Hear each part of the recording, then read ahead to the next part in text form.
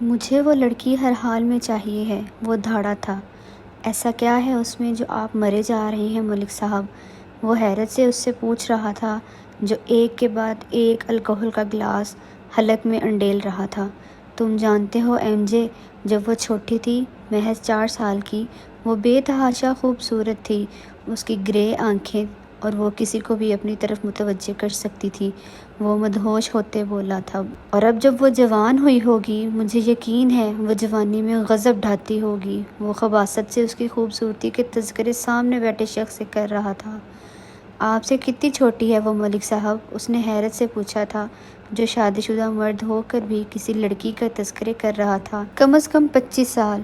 آہ کاش وہ اس رات میرے ہاتھ لگ جاتی، پر وہ پتہ نہیں کہاں غائب ہو گئی، مجھے کچھ پتہ ہی نہیں چل سکا۔ واٹ؟ وہ جو سمجھ رہا تھا وہ اس سے کچھ سال چھوٹی ہوگی، مگر یہاں تو وہ شاید اس لڑکی کے باپ جتنی عمر رکھتا تھا۔ مجھے چاہیے وہ ہر حال میں، ڈھونڈو اسے۔ وہ شراب کے نشے میں تھا۔ میں ایم جے اس پر ایک نظر ڈالتے باہر نکلا۔ کلب کی تیز نیلی لال روشنی اور بے ہنگم لاؤڈ میوزک، اور ناچتے گاتے لڑکے اور لڑکیوں سے بے نیاز۔ ہاتھ میں شیشے کا وائن سے بھرا گلاس لے کر وہ سامنے بیٹھے شخص کو غور کر رہا تھا، جو اس کے سامنے ذرا دور کچھ بیہودہ حرکتوں میں سرعام مصروف تھا۔ ہے بیبی! اس نے اس کا دھیان باہوں کا ہار بنتے اپنی طرف کرایا تھا۔ توجہ ہٹنے سے ایک ناگوار تاثر ابھرا تھا، جسے وہ بروقت چھپا گیا۔ Control your self lady. دور رہو گی تو فائدے میں رہو گی، قریب آؤ گی تو عزت تو جائے گی، جان بھی چلی جائے گی۔ وہ اسے کھینچتے ایک پراسرار مسکراہٹ سے بول رہا تھا، تمہاری باہوں میں کون ظالم نہیں مرنا چاہے گا؟ وہ اس کی براؤن جیکٹ کا کالر اپنے خوبصورت ہاتھوں کی مٹی میں جکڑے مسکرائی۔ وہ گلاس پھینک کر ریلیکس دوبارہ سامنے موجود شخص کو دیکھ رہا تھا، جو اب سیڑھیاں چڑھتے جھولتا مدہوشی میں اوپر جا رہا تھا، اور وہ اس کی باہوں کا ہار بنے تھی، جس سے اسے بالکل بھی کوئی فرق نہیں پڑ رہا تھا، کیونکہ اس کی توجہ کا مرکز تو سامنے موجود شخص تھا۔ تو مسٹر، کیسی رہی نائٹ؟ مقابل کی ایک سخت گھوری سے وہ سٹپٹایا۔ میرا مطلب تھا کچھ پتہ چلا؟ وہ فوری مدعے پر آیا۔ لیو دیٹ ٹاپک، مجھے ابھی بات نہیں کرنی۔ مراد نے مزید نہیں پوچھا۔ وہ شخص اپنی مرضی کا مالک تھا، اپنی باتیں تو وہ شاید خود سے بھی نہیں شیئر کرتا تھا۔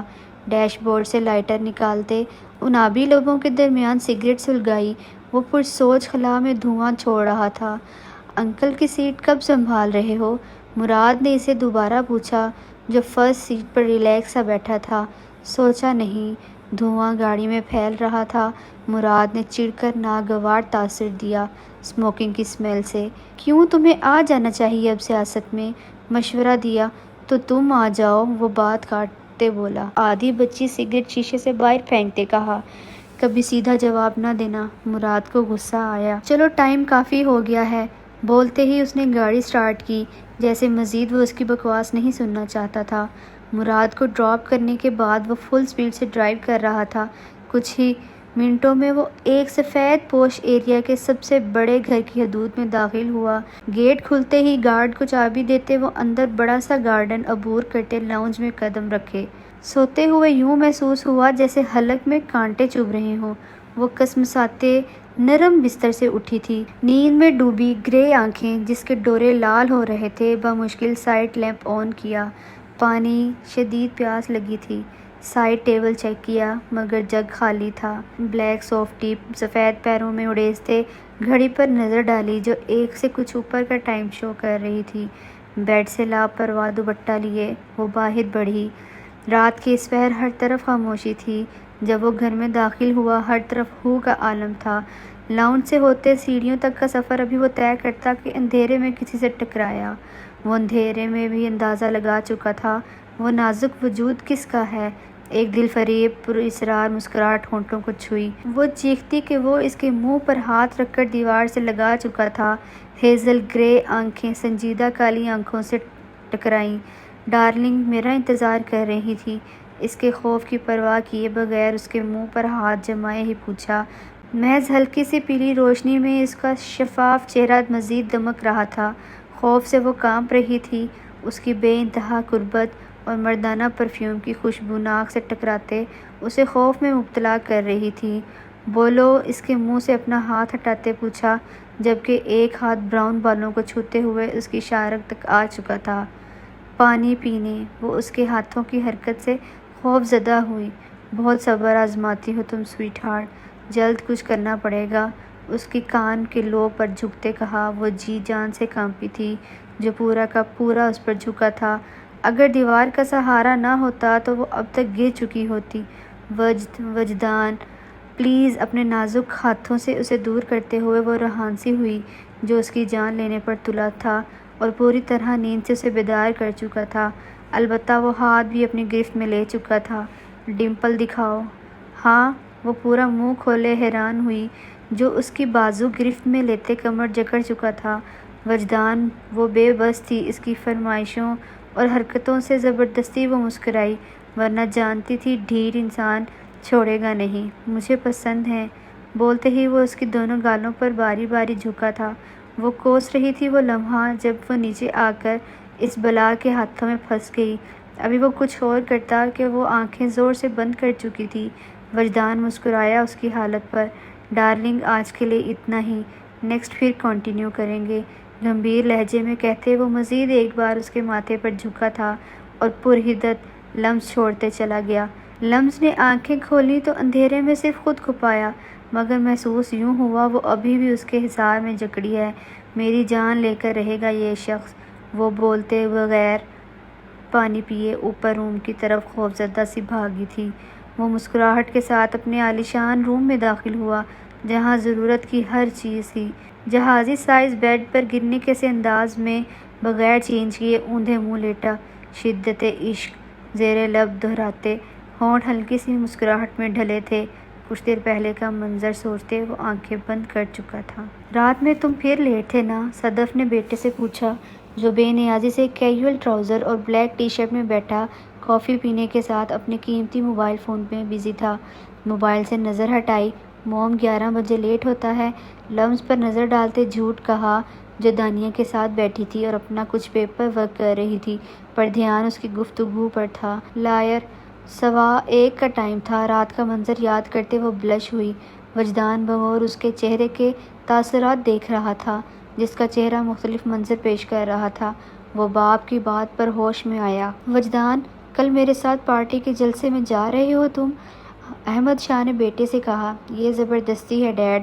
وہ بدمزہ ہوا۔ سیاست کے ٹاپک پر کچھ ماں کے ڈر کی فکر بھی تھی۔ It's my order my dear son, وہ بھی اسی کے لہجے میں بولی۔ شاہ، میں نہیں چاہتی وجدان سیاست میں جائے، صدف نے خوف سے کہا۔ او کم آن صدف، میری سیٹ اسی کو سنبھالنی ہے، بی بریو۔ وہ بچہ نہیں بلکہ پورے 26 سال کا نوجوان مرد بن چکا ہے۔ مجھ میں کچھ کھونے کی مزید ہمت نہیں ہے شاہ، وہ دکھ سے بولی۔ لمس ان کی باتوں پر رونے والی ہو چکی تھی۔ مما پلیز۔ وہ روتے سب کچھ وہیں چھوڑتے فوری ان کے پاس آئی۔ میری جان، وہ اسے سینے سے لگاتے بولی، جو ان کی اکلوتی بہن کی نشانی تھی۔ چند سال پہلے ایک حادثے میں دونوں میاں بیوی کی موت ایک حادثے میں واقع ہو گئی تھی۔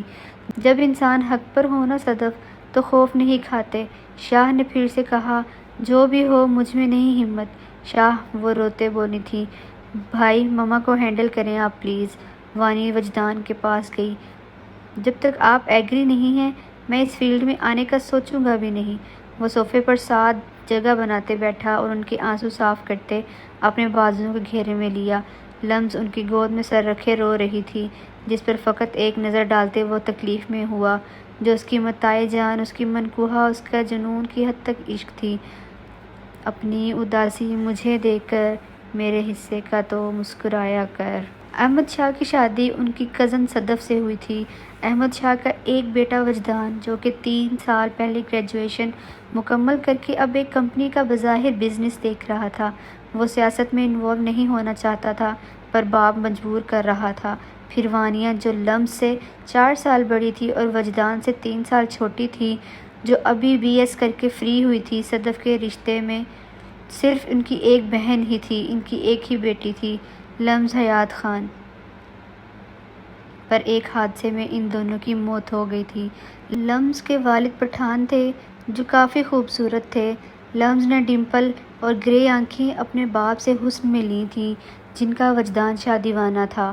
وجدان اور لمز کا نکاح پچھلے سال جب وہ 18 کی ہوئی تھی اس کی برتھ ڈے والے دن ہوا تھا۔ یہ وجدان کی زندگی کی تو سب سے بڑی خوشی تھی، پر لمز وجدان سے ڈرتی تھی۔ اس کے مطابق وہ اس کے ہر معاملے میں اس پر روب ڈالتا ہے، پر وہ اس بات سے شاید انجان تھی کہ وہ اس کا شدت والا عشق ہے۔ لمز کی ماں بھی یہی چاہتی تھی، اور صدف تو اسے کسی صورت بھی خود سے دور کسی غیروں کے حوالے نہیں کرنا چاہتی تھی۔ جو ان کی بہن کی نشانی تھی وہ اس کی ماں نہیں تھی، مگر ماں سے بڑھ کر اسے محبت کرتی تھی، جو اب ان کے اکلوتے لاڈلے بیٹے کی بیوی اور ان کی بہو بھی تھی۔ لمز کا ایڈمیشن اسی سال یونیورسٹی ہوا تھا۔ گاڑی کو گلی کی نکڑ پر روکتے وہ لاک کرتے اترا تھا اور چہرہ رومال سے کور کیا تھا۔ گلی کی حالت بس خراب سی ہی تھی۔ 4 مرلے کے نارمل سے گھر کے دروازے کے آگے جا کر دروازہ نوک کیا۔ بیٹا جی آپ؟ وہ بوڑھا شخص اسے دیکھ کر خوش ہوا تھا۔ اتنا سب لانے کی کیا ضرورت تھی؟ وہ اس کے ہاتھ میں موجود راشن کا ڈھیر سارا سامان دیکھتے بولے تھے۔ مہربانی انکار نہیں کیجیے گا بیٹا، سمجھتے ہیں نا؟ وہ ان کے کندھے پر ہاتھ رکھتے بولا تھا۔ کیسے ہیں آپ؟ وہ پیار سے اندر جاتے مخاطب ہوا تھا۔ کیسا ہو سکتا ہوں بیٹا؟ وہ خود پر قابو پاتے بولے تھے۔ ارے بیٹا تم؟ وہ اس شخص کی بیوی بھی شاید اسے دیکھ کر خوش ہوئی تھی۔ جا منزہ بھائی کے لیے چائے پانی لا۔ ارے نہیں آنٹی، اس کی ضرورت نہیں، وہ نفی کرتے ہوئے بولا۔ تب تک کوئی چھوٹی لڑکی پانی کا گلاس لا چکی تھی۔ شکریہ، وہ مسکراتے اس کے سر پر ہاتھ رکھتے بولا تھا۔ وہ آخری سہارا تھی ہمارا، اس ظالم درندے نے نوچ لیا اسے، اور اب ہم اگر قانون کی دھمکی دیں تو وہ ہمیں منزہ کی دھمکی دے کر گیا ہے، وہ اس کا بھی وہی حال کرے گا۔ ہم غریب لوگ کچھ نہیں کر سکتے، یہ حکومت اور قانون یہ بھی تو امیروں کے لیے ہے، ہم تو بس ظالموں کی چکی میں پستے ہیں، وہ روتے بول رہی تھی۔ وہاں سے نکلتے ایک عزم سے نکلا تھا، براؤن آنکھیں چمکی تھیں، ہونٹوں پر ایک قاتلانہ زہر خند مسکراہٹ تھی۔ ملازمہ نے سارا ناشتہ ٹیبل پر سیٹ کر دیا تھا۔ اف، وہ سب کھانے میں مصروف تھے، صرف وجدان نہیں تھا۔ ٹیبل پر لمز کو لگ رہا تھا فضا میں آکسیجن ہی آکسیجن ہے۔ وہ کھل کے سانس لے رہی تھی۔ ٹھیک سے کرو ناشتہ اور پھر یہ دودھ بھی فنش کرو۔ ماں لمز کی جان پر بنی تھی۔ نو آرگیو، وہ آنکھیں دکھاتے بولی۔ ڈیڈ میں موٹی ہو رہی ہوں، پلیز سمجھائیں مما کو۔ احمد کو گھسیٹا تھا اپنے دفاع میں۔ بالکل کمزور سی ہو، اس معاملے میں مجھے نہیں انوالو کرو۔ وہ نیپکن سے ہاتھ صاف کرتے مسکراتے اٹھے۔ وہ منہ بسورتی رہی تھی۔ وانی ہنس رہی تھی۔ دودھ سے اسے ہمیشہ چڑ تھی۔ جلدی، صدف نے اس کی طرف بڑھایا۔ یونی کے لیے تیار ہو کر وہ نیچے آئی۔ تم ایسے جا رہی ہو؟ وانی نے تنقیدی جائزہ لیا کیونکہ 2 منٹ بعد وہ انہی قدموں پر واپس آنے والی تھی۔ اتنا تو وانیہ جانتی تھی۔ کیوں، کیا ہوا؟ وہ حیران ہوئی۔ کچھ نہیں میری بیبی، وہ مسکراتی نظروں سے بولی تھی۔ Okay then I am late, bye. وہ بھاگی تھی، بیگ کندھے پر ڈالے پورچ کی طرف۔ یہ کیا تھا؟ وہ ششدر ہوئی تھی۔ ڈرائیور کی جگہ اسے گاڑی کے پاس دیکھ کر وہ تو تھا نہیں، پھر یہ کیا؟ کب، کہاں سے آیا وہ؟ بلکہ نازل ہوا تھا۔ وہ بلو جینز پر وائٹ شرٹ کے بازو فولڈ کیے، ماتھے پر بکھرے بے ترتیب بالوں میں گاڑی سے ٹیک لگائے، شاید اسی کے انتظار میں تھا۔ قدموں کی چاپ سے سامنے دیکھتے اس کا جائزہ لیا۔ بلیک جینز پر ڈارک گرین شرٹ گھٹنوں سے اوپر آ رہی تھی، آدھی آستین جس میں سے سفید بے داغ بازو چھلک رہے تھے۔ میک اپ میں بس پنک لپ بام لگائے، بالوں کے رف سے بن میں تھی۔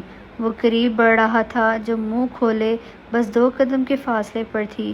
چینج کرو، خود پر قابو پاتے اس کے گلے میں موجود مفرل کی گرہ کھولی۔ اب کیا خرابی ہے اس میں؟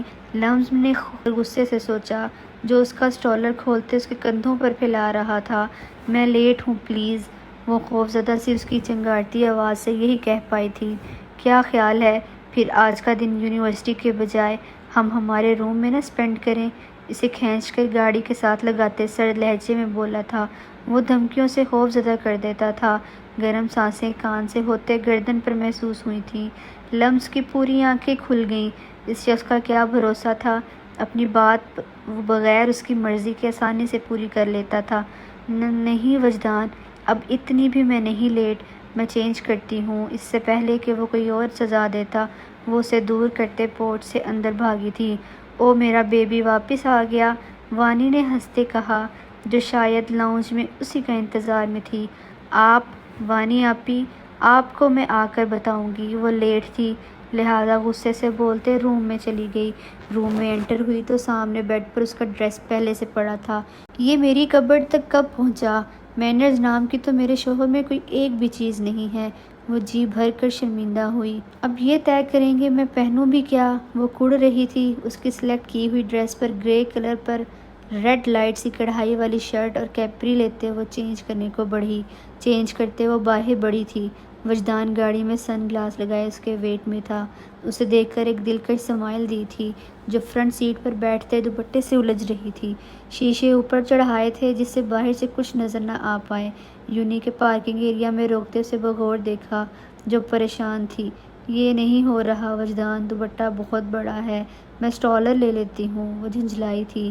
میں کس لیے ہوں؟ وہ قریب ہوا، دوپٹہ پکڑے مصروف سا کر رہا تھا۔ وہ دیکھ رہی تھی اسے جو ہلکی سی بیئرڈ میں سنجیدگی شکل لیے کام میں مصروف تھا۔ کیا ہے یہ شخص؟ وہ سوچنے لگی۔